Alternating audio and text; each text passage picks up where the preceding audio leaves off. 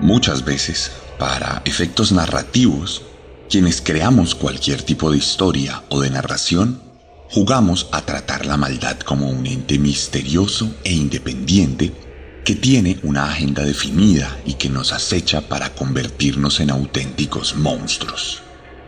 Sin embargo, es deber nuestro, de cuando en cuando, recordarle a nuestras audiencias que, lejos de ser así, la maldad, en realidad, no es más que la materialización de nuestros traumas, de nuestras fantasías y de nuestros impulsos.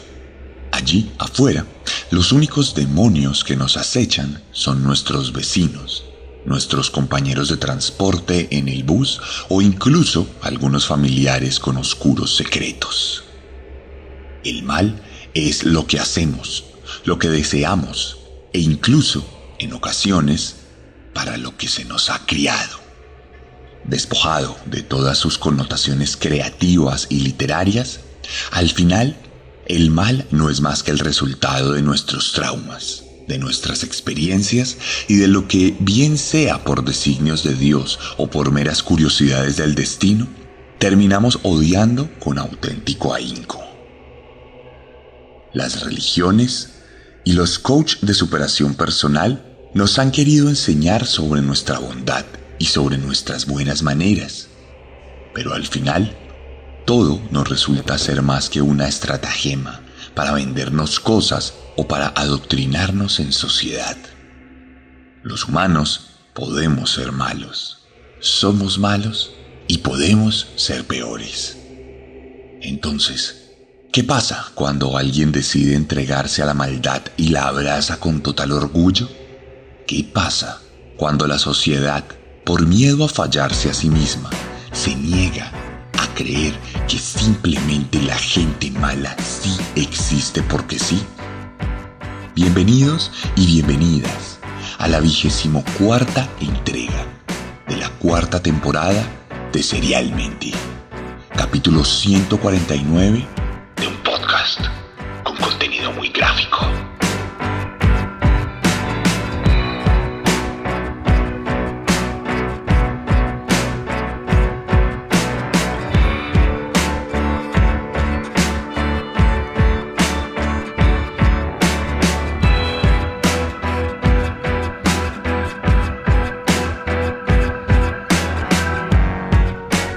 Y hoy volvemos a un país que muero por conocer. Un país donde hay una gran comunidad de escuchas de Serialmente y donde desgraciadamente el mal también ha sabido posicionarse de muchas maneras. Volvemos a Latinoamérica y nos vamos a la Argentina para contarles la historia de un hombre que recientemente estuvo en todos los reflectores y la prensa por la reafirmación de su maldad. Hoy les voy a contar la historia de Roberto Carmona. La hiena humana. Debería informarse mejor cuando va a una audiencia como esta. Personas como ustedes hicieron posible de que yo matara a otras personas por calificarme de la manera que usted me calificó. Y no fue el 22, no fue el 15 de enero el homicidio, el 16 de enero, sino fue el 15. Y el 22 caí preso. Infórmese mejor. Gracias a usted tuve que mandar a conocer al señor a varias personas, por decir lo mismo que usted dijo. Como si se tratara de una fiera indomable, ahí estaba, recluido dentro de una pequeña prisión de vidrio, tal vez para protegerlo de la familia de su última víctima, o tal vez para proteger a toda la sala del juicio de las terribles cosas que él podría hacer si se le permitiera. Con total tranquilidad y cinismo, Roberto Carmona, la hiena humana, uno de los peores criminales en la historia de Argentina, se encontraba rindiendo indagatoria luego de que lo hubiesen recapturado después de su más reciente asesinato e intento de fuga. Era el 13 de diciembre de 2022 y todo el país se encontraba paralizado viendo a la selección de Lionel Messi disputar su paso a la final de la Copa Mundial de Qatar. El partido fue fácil. Cuando apenas iban 40 minutos del encuentro, los gauchos ya ganaban por 2-0, lo cual no relajó a los hinchas, quienes anularon sus actividades para alentar a los jugadores. Lamentablemente, de entre todos los que dejaron de trabajar, se encontraban los 6 guardias penitenciarios que estaban supervisando a Roberto Carmona mientras realizaba una salida transitoria de prisión a la que tenía derecho para visitar a su esposa durante 72 horas cada 4 meses. Los uniformados, pues, estaban muy concentrados viendo la repetición del gol de Julián Álvarez, por lo que tardaron muchísimo en reparar en que cuando el asesino les dijo que iba al baño, nunca volvió a la sala de estar. Carmona tuvo tiempo suficiente de escapar de la casa de su esposa y tomar un taxi, el cual conducía Javier Bocalón, tal como él mismo lo relataría.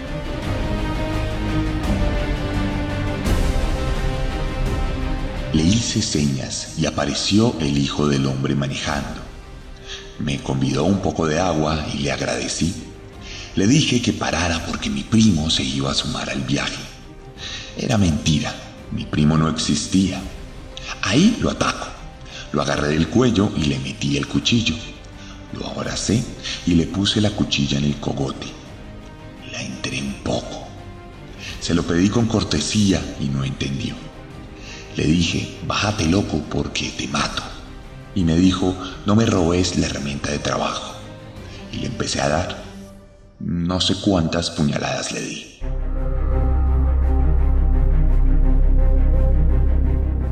Entonces, el agonizante Javier presionó el acelerador de forma inconsciente como resultado de sus propias heridas. El taxi tomó una velocidad impresionante, dijo Roberto. Choco porque los pies de él estaban en los pedales del auto y no me permitían manejar. Por distraerme sacando eso, que incluso creo que le meto una puñalada en la pierna, no estoy seguro, choco intentando sacar los pies de él. En las cámaras de seguridad puede verse cómo el taxi avanza de forma descontrolada por una vía secundaria de Córdoba hasta chocar estrepitosamente con un poste de electricidad, quedando completamente destruido. Milagrosamente, la hiena humana salió completamente ileso y con total tranquilidad se fue caminando del lugar para luego atacar a cuchillo a una pareja que se disponía a comprar algunas cosas en el supermercado. Perdí el norte. Tenía un objetivo que no puedo nombrar. No tenía claro dónde me iba a bañar, dónde iba a mear, dónde iba a comer, dónde iba a parar. Perdí totalmente el control como delincuente que he sido toda mi vida. Soy un depredador. Lo mío no tenía freno, más que la forma en que todo terminó. Allí se pudo constatar que el psicópata tomó un vehículo y se alejó del lugar al mismo tiempo que el partido en Qatar terminaba y los guardias por fin se percataban de que había escapado y por fin ponían en conocimiento a las autoridades, desatando una fiera búsqueda del fugitivo. Por todo Córdoba comenzaron a sonar patrullas que se mezclaban con los festejos en las calles por la victoria de Argentina sobre Croacia. Asimismo, Roberto también pudo mezclarse entre los fanáticos, lo que dificultó aún más la búsqueda. Incluso cuando éste se acercó a un hospital e hirió a una mujer que se negó a llevarlo en su carro. Desesperado, la hiena humana optó por correr entre los aficionados y mimetizarse con ellos. Pero la policía, avergonzada nada más por el hecho de la forma en que el hombre escapó, destinó una gran parte de sus efectivos a la búsqueda del protagonista, trazando rápidamente su ruta gracias a las cámaras de seguridad y difundiendo su rostro y su descripción física entre cientos de colaboradores. Así, poco antes de las 7 de la tarde, uno de los policías identificó a Roberto y lo retuvo para constatar su identidad. Las fotos lo delataban, y tras una breve reyerta, el agente logró reducir a la hiena para capturarlo nuevamente, pocas horas después de que hubiese escapado. Volviendo al juicio, poco menos de 2 años después, el pasado 17 de mayo de 2024, Carmona fue condenado a una nueva cadena perpetua que se suma a las otras 2 condenas que ya tenía por haber cometido otros crímenes en el pasado. La hiena permanecería impasible ante el recuento de su propia brutalidad.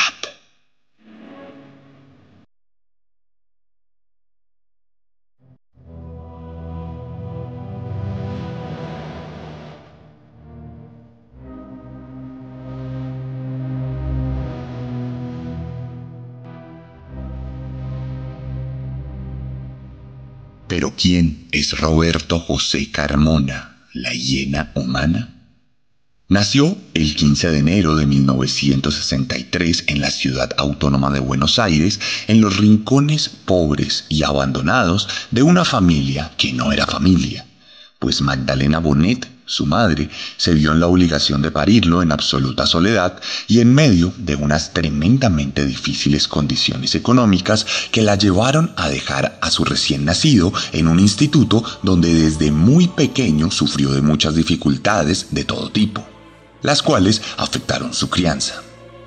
Una de las dificultades más recurrente era la afectiva, pues se dice que el pequeño Roberto tenía serios problemas de apego, ya que al no ser criado por su madre ni convivir con ella de forma constante, cada vez que ella lo visitaba y se iba del lugar, el niño explotaba en llanto durante horas, lo que le valía castigos severos de parte de quienes le cuidaban, así como prolongadas sesiones de matoneo por parte de los otros niños que le robaban la comida y le molestaban por su llanto. Increíblemente, la solución propuesta por los responsables del instituto fue pedirle a la madre del infante que dejara de ir a visitarlo, lo que constituyó una muestra más de abandono que más adelante contribuiría a la gestación de su personalidad violenta. Por otro lado, sin ninguna figura de autoridad, Carmona tuvo que aprender por las malas a darse su lugar en un mundo hostil, peleando por su comida, por su cama y hasta por el derecho a ir al baño tranquilamente. Entendió, entonces, por experiencia propia, que la violencia era un medio efectivo para conseguir lo que quería. Más adelante sería enviado a una casa de curas, donde igualmente sufrió abusos y malos tratos hasta que, cuando cumplió 6 años, su madre, un poco más acomodada económicamente, decidió recogerlo y brindarle un hogar seguro bajo su propio manto.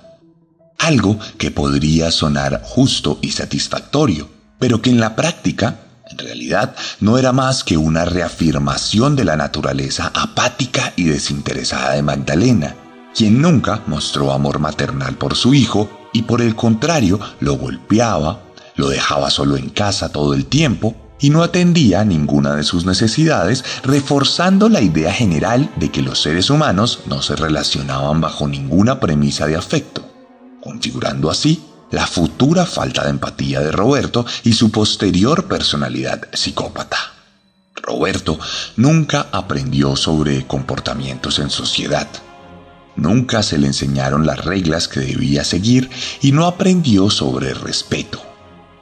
Por eso, cuando apenas tenía 10 años, cometería su primer robo, abriendo una patrulla de policía y llevándose una pistola sin que nadie se diera cuenta.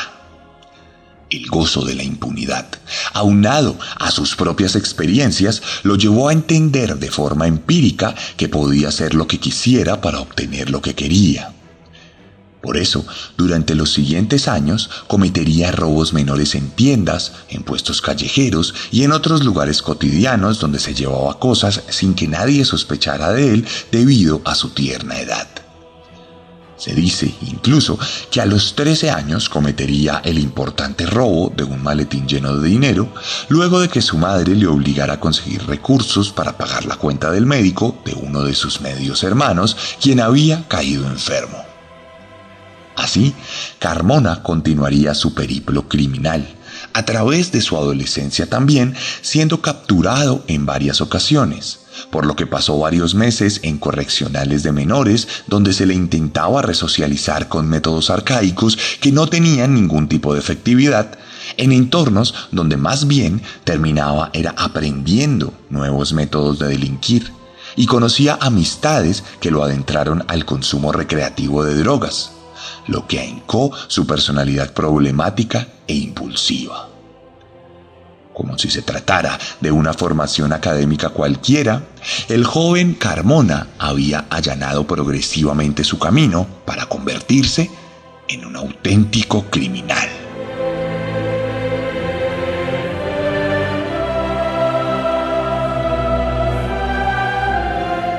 Yo tenía 4 años cuando mi padre abandonó a mi madre, que ésta se quedó con 5 chicos y bueno, obligada por la necesidad, ella prefirió no unirse a otro hombre, que creyó más inteligente meter los pupilos en un instituto de menores y bueno, ella tenía un desconocimiento total de lo que esto significaba, ¿no es cierto? Que con el tiempo uno termina por darse cuenta de que eso son la auténtica escuela del delito.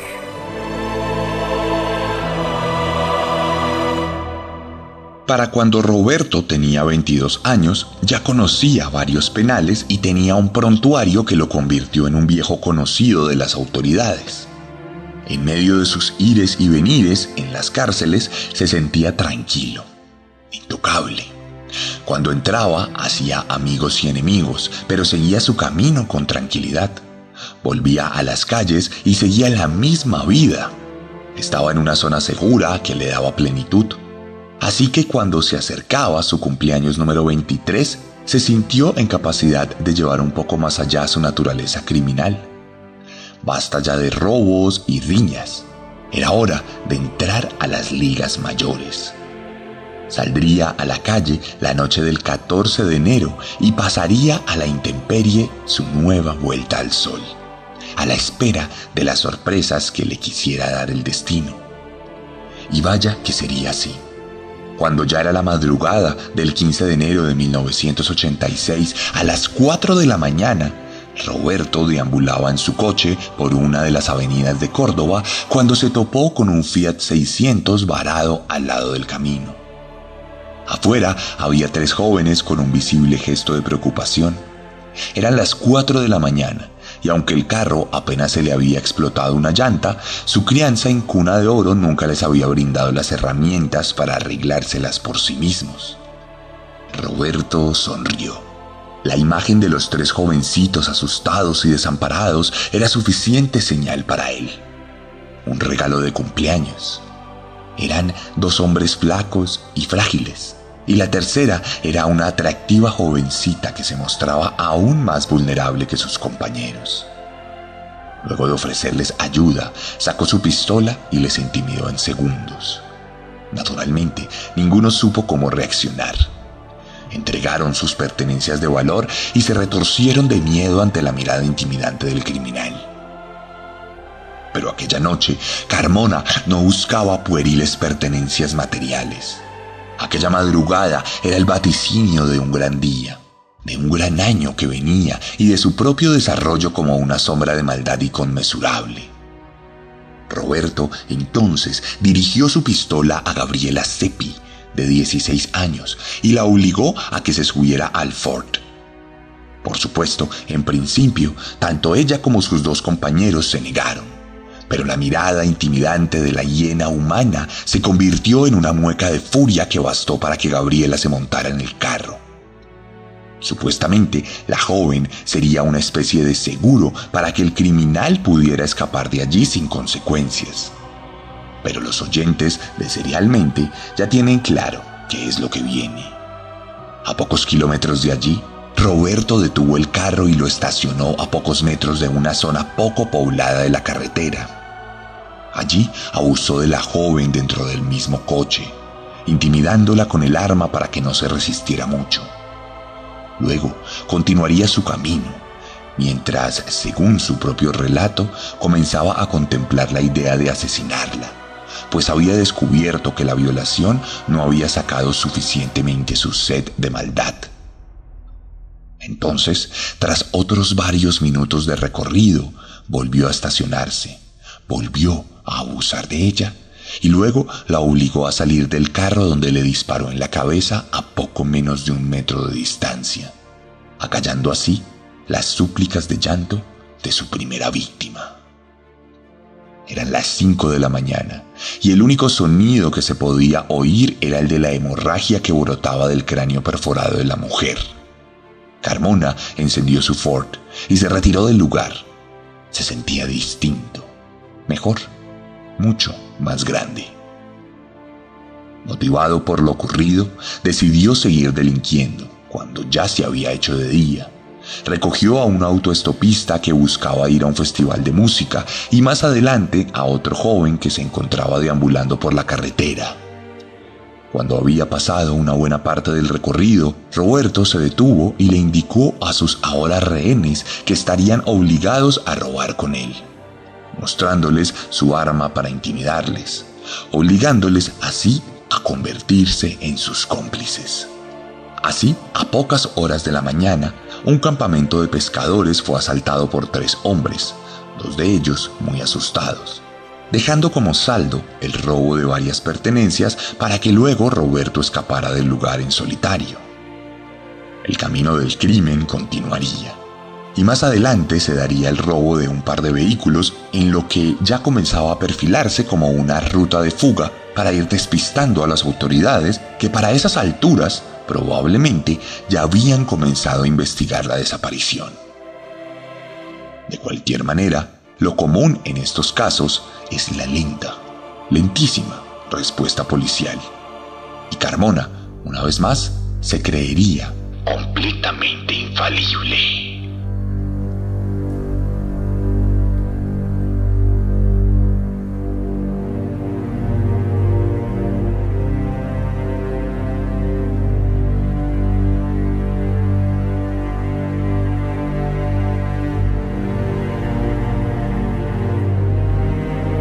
Como es natural en estas historias, la desaparición de Gabriela se volvería la noticia más importante de los periódicos sensacionalistas.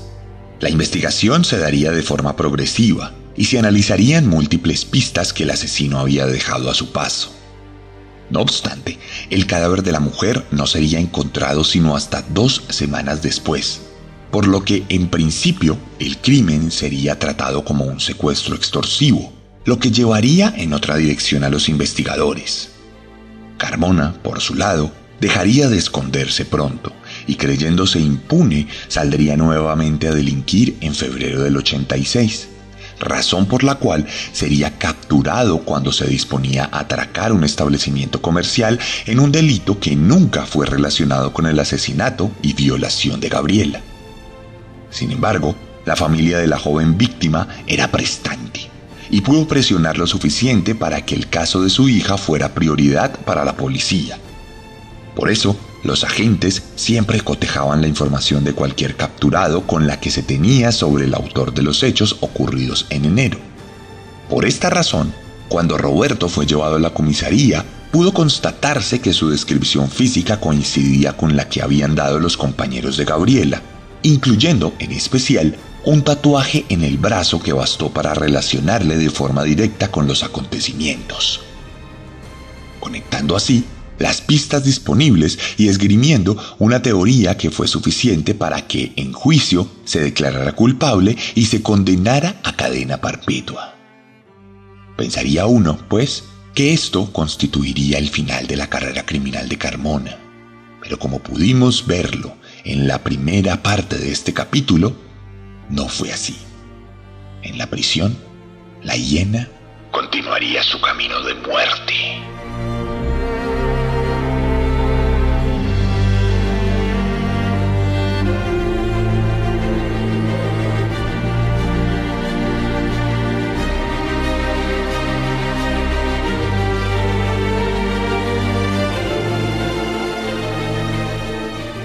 La hiena humana fue enviada a la prisión de San Martín en Córdoba. Allí tuvo un comportamiento irregular, con días de paz y otros tantos de caos. En uno de ellos, en 1988, decidió apuñalar a su compañero de celda en el estómago, pues, según sus propias palabras, este se negó a cederle a su pareja en una visita conyugal. La herida no fue muy profunda, y esa misma noche el recluso durmió en su litera, ahí mismo donde dormía Roberto, por lo que el resultado esperado fue un nuevo ataque que dejó su cara completamente desfigurada luego de que le fuera vertido encima 1 litro de aceite hirviendo. Así pasarían los años, y en 1994 Carmona volvería a matar.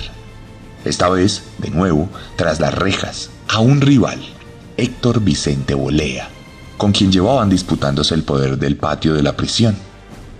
Todo ocurriría en el marco de una riña grupal, de la cual la hiena saldría avante gracias a su experiencia y a su temerosidad. Producto de ello, Héctor caería al piso con una herida de arma blanca que nunca fue encontrada. Este asesinato le representaría a Roberto una nueva condena, esta vez de 16 años, la cual se sumaría a su prontuario.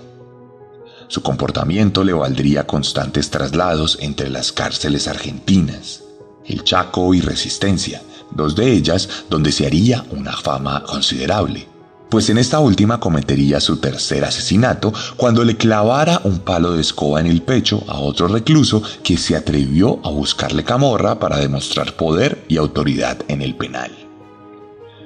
De nuevo, Carmona sería enviado a juicio, y en este se negaría rotundamente a hablar, guardando silencio incluso cuando recibió una nueva cadena perpetua de condena. Desde entonces, el criminal se escondería en las sombras durante más de 10 años. No volveríamos a saber mucho más de él, y seguiría su vida común y corriente tras las rejas hasta que daría una entrevista parcial que nuevamente lo pondría en los reflectores de la opinión pública. Dicha aparición en los medios sería suficiente para que, como suele pasar de forma increíble en estos casos, varias mujeres se interesaran en él y comenzaran a enviarle cartas manifestando su admiración. Así comenzaría una relación epistolar con Ángela Elizabeth Eturier, con quien más adelante terminaría casándose y entablando una relación estable y amorosa que ha durado varios años en la actualidad. En dicha relación estaría la clave del último crimen cometido por la hiena humana, aquel que ya hemos narrado aquí. Pues resulta que su esposa sufre de una enfermedad que le impide hacer grandes viajes, y allá en Córdoba, donde reside y donde comenzó nuestra historia, hay una larguísima distancia de más de 700 kilómetros hasta la prisión donde estaba recluido Carmona. Esto impedía que nuestro protagonista recibiera visitas conyugales de su esposa, por lo que un juez determinó que Roberto tendría permiso para visitar a su pareja cada 4 meses, en compañía de 6 guardias de seguridad que supervisarían su custodia. Desencadenando en los trágicos hechos que precedieron la clasificación de Argentina a la final del Mundial de Qatar de 2022.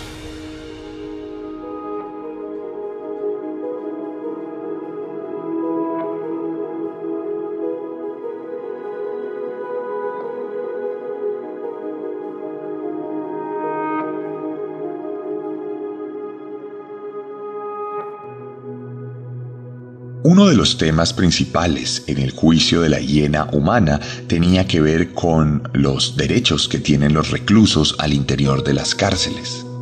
Entre lágrimas, el padre del taxista asesinado, Javier Bocalón, aseguró que el exceso de garantías y derechos para los reos podría desembocar en tragedias como la ya mencionada.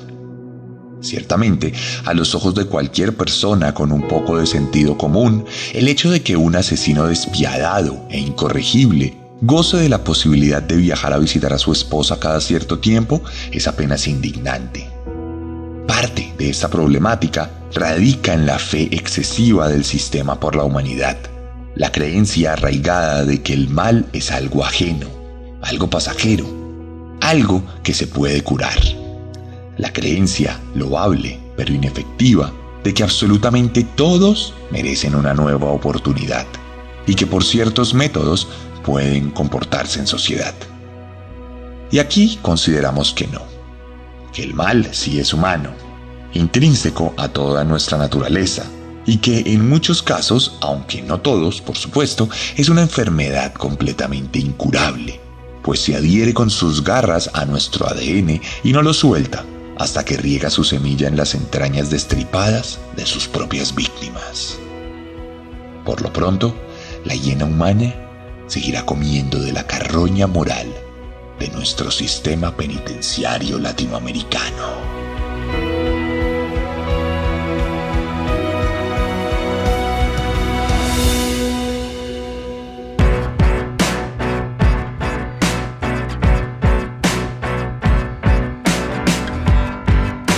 Y espero que les haya gustado la historia de Roberto José Carmona aquí en Serialmente. La 24ª entrega de esta temporada, que ya está muy cerquita de llegar a su fin. La próxima semana ya terminamos. Les recuerdo que la mejor manera para apoyar nuestro podcast es compartirlo, mostrárselo a otras personas. Si conocen a alguien que haya conocido esta historia, vayan y muéstrenle. Si conocen a alguien que le guste el True Crime, díganle que escuche Serialmente. Les recuerdo que me pueden encontrar en redes sociales. Allí estoy como @elarracadas, @el_arracadas. En Instagram me pueden encontrar así y van a encontrar una publicación sobre esta historia para que vayan, le den like, activen la campana de notificaciones, por favor, es importantísimo porque tenemos un shadowban cada vez que hablamos de crimen. Entonces allá pueden ver nuestra publicación con fotos, con información extra sobre Carmona. Y también pueden ordenar mis libros. Recuerden que soy escritor, que tengo para ustedes 4 libros disponibles y 2 novelas gráficas hechas por mí, para que vayan, por favor, y escuchen lo que tenemos. Lean lo que tenemos, porque si les gusta mi forma de narrar, les va a encantar mi forma de escribir. Recuerden que si están en México, pueden ordenar también en chunchos.mx, pueden ordenar mis libros y también pueden ordenar mi ropa. chunchos.mx, ropa oficial de Serialmente, merch oficial. Y por último, y no menos importante, les voy a pedir un inmenso favor. Vayan a Instagram y sigan a Serialmente Books, @Serialmente Books, mi nueva librería virtual donde encontrarán libros de crimen. Ya comenzamos a publicar. Así que vayan y sigan a Serialmente Books si les gusta la literatura criminal, porque hay muchos títulos, además de los míos. No siendo más, nos escuchamos la próxima semana con un nuevo monstruo, en el final de temporada, porque recuerden que siempre podemos ser